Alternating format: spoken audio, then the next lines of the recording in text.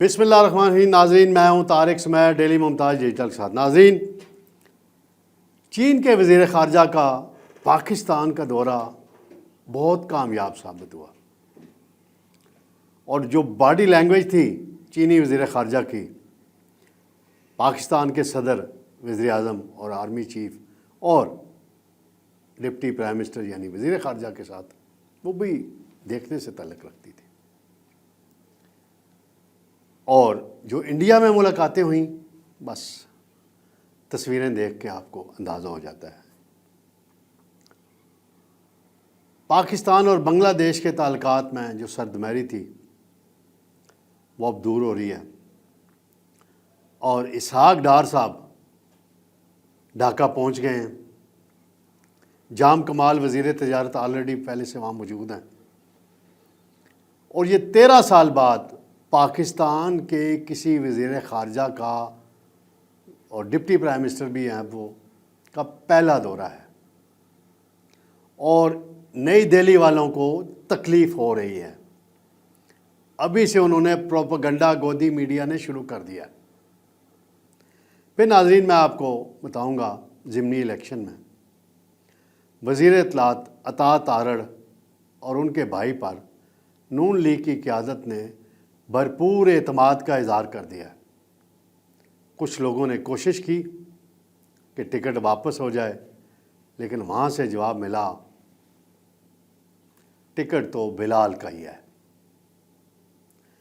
سب سے پہلے میں آتا ہوں چین کے وزیر خارجہ وانگ ہی، بڑے تجربہ کار ڈپلومیٹ ہیں اور طویل عرصے سے چین کی وزارت خارجہ کو لیڈ کر رہے ہیں، اور چینی قیادت کے سینئر ترین لوگوں میں ان کا شمار کیا جاتا ہے. بڑے سافٹ سپوکن ہیں. اور میں تو وہ جب اسلام آباد ایئرپورٹ میں نور خان ایئر بیس پہ اترے تو جو وہ سیڑھی لگتی ہے تو اس میں وہ بھاگ کر اترے، اور جب روانگی کے وقت بھی تو ان کے ساتھ سن وی ڈانگ بھی تھے جو چین کے نائب وزیر خارجہ ہیں. میرا ان کے ساتھ بہت تعلق رہا ہے. وہ جب پاکستان میں ایمبیسڈر تھے بہت ملاقاتیں رہی میری. اور پاکستان کے اندر چینی میڈیا کو اردو سروس یعنی اردو میڈیا میں متعارف کرانے میں میرا بڑا مرکزی کردار تھا. اور اس میں جو سن وی ڈونگ تھے، جو اب نائب وزیر خارجہ ہیں، ایمبیسڈر تھے، ان کا بڑا کلیدی کردار تھا اس سارے معاملے میں. اور پاکستانی میڈیا میں فرسٹ ٹائم چائنا کی اردو میں بنی ہوئی خبریں جو جاری ہوئیں کرنے کا سلسلہ شروع ہوا 2014-15 سے، وہ اب پیک پر ہے. تو چین کے وزیر خارجہ پہلے نئی دہلی گئے، جے شنکر سے ملاقات ہوئی، وہ رسمی سی تصویر آپ دیکھیں گے آپ نے بھی. پھر وہ نریندر مودی سے بھی ملے، اجیت دوول سے بھی ملے، اور انڈیا نے تبت کے معاملے میں اور باقی ایشوز پہ جو ان کے ڈسپیوٹ چل رہے ہیں، واٹر کے بھی اور باقی بھی، اس پہ بڑی پازیٹیو لائن دکھائی. لیکن بعد میں انڈین میڈیا میں ایک نیگیٹو پروپیگنڈا بھی کیا گیا اس چین کے خلاف. وہ حسب عادت ہے، ان کی مزاج ہے انڈیا کا کہ وہ کرتے ہیں.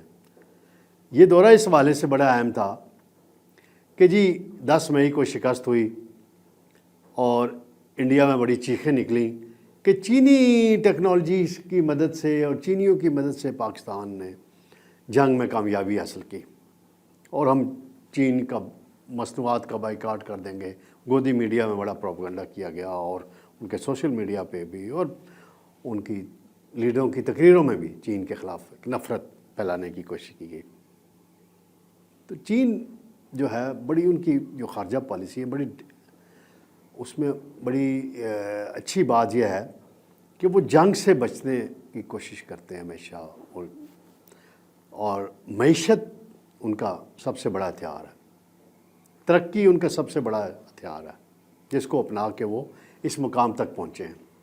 جو چین کے صدر ہیں شی جی پنگ، عالمی لیڈروں میں بڑے ٹاپ کے لیڈروں میں ان کو پہلے 2-3 لیڈروں میں ان کا شمار کیا جاتا ہے۔ 70 کروڑ چینی عوام کو غربت کی نچلی سطح کی لکیر سے نکالا ہے ان کی پالیسیوں سے۔ ابھی میں گزشتہ ماہ ہی چین گیا تھا چینی گورنمنٹ کی انویٹیشن پہ، تو پاکستان جب وہ پہنچے، پھر پہلے کابل ملاقات ہوئی، سہ افریقی اجلاس ہوا، پاکستان پہنچے، جو ان کی تصویر ہیں آصف زرداری صاحب کے ساتھ ہاتھ ملاتے ہوئے بڑی خوشگوار، پھر جو شہباز شریف صاحب کے ساتھ بیٹھ کے تصویر ملاقات ہوئی تو بڑے قریب ہو کے وہ ملے، وہ آپ دیکھیں ناظرین کہ کتنا قریبی ہمارا، پھر آرمی چیف کے ساتھ جو ان کی ملاقات ہوئی، تصویریں ریلیز ہوئی ہیں، وہ اس سے آپ اندازہ لگا لیں۔ اور چینی وزیر خارجہ نے اپنے اسٹیٹمنٹ میں خود کہا کہ مجھے جو حالیہ وزٹس میں سب سے زیادہ مزہ اور سب سے زیادہ اچھی پروڈکٹیو ملاقاتیں اور ڈسکشن جو ہوئی ہے پاکستان میں ہوئی کے ساتھ ہوئی ہے۔ تو یہ، اور چینی دفتر خارجہ نے بھی بڑا اسٹرانگ اسٹیٹمنٹ کل رات کو دیا ہے، پاکستان کے دفتر خارجہ نے بھی دیا اس وزٹ کے حوالے سے۔ تو سری لنکا ہو، بنگلہ دیش ہو، نیپال ہو، پاکستان ہو، افغانستان ہو، تو چین ان ملکوں میں جو سی پیک منصوبے ہیں اس کے تناظر میں BRI کا منصوبہ ہے، بیلٹ اینڈ روڈ انیشیٹو، جو 100 کنٹریز کے درمیان تقریباً وہ چلا رہے ہیں، تو یہاں پہ تو پاکستان کا رول جو ہے بڑا اہم ہے اس تناظر میں دیکھا جائے۔ پھر ناظرین دوسرا معاملہ ہے، مختصراً میں ذکر کروں گا پہلے بنگلہ دیش کا۔ جب سے حسینہ واجد کی حکومت ختم ہوئی ہے، انڈین نواز حکومت ڈھاکہ سے ختم ہوئی ہے، تو پاکستان کے تعلقات بہت اچھے ہوتے جا رہے ہیں۔ اقتصادی شعبے میں بڑی تعاون بڑھ رہا ہے، ٹریڈ شروع ہو گئی ہے۔ پاکستان کے وزیر تجارت جام کمال صاحب 3 دن سے وہاں دورے پر ہیں۔ 13 سال کے بعد پہلا موقع ہے کہ پاکستان کا وزیر خارجہ اور ہائی لیول، یعنی اب ڈپٹی پرائم منسٹر بھی ہیں ڈار صاحب، وہ ڈھاکہ پہنچے ہیں، ان کی ملاقاتیں ہونی ہیں اپنے ہم منصب کے ساتھ، پھر جو چیف ایڈوائزر ہیں، عبوری حکومت کے سربراہ ہیں ڈاکٹر یونس، ان کے ساتھ ہونی ہے۔ تو بڑی یہ پروڈکٹیو وزٹ ہے، اور اس میں جو پریشانی لاحق ہوئی ہے نئی دہلی کو ہو رہی ہے۔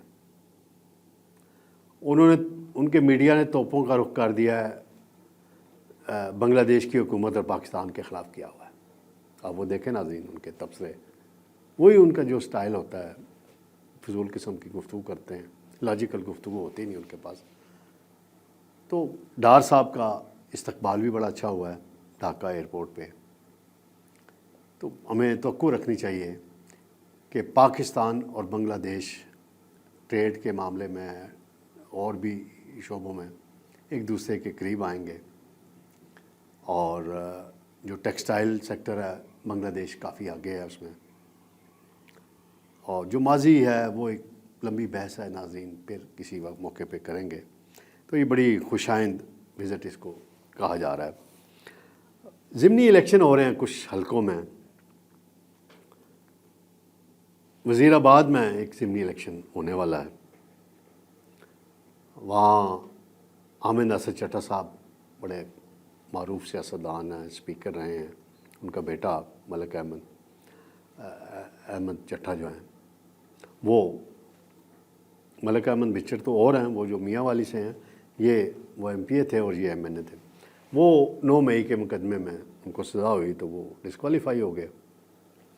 وہاں پہ ٹکٹ کا معاملہ تھا مسلم لیگ نون کے، وہاں جو روایتی حریف تھے حامد ناصر چٹھا کی فیملی کے، وہ تھے چیمہ فیملی۔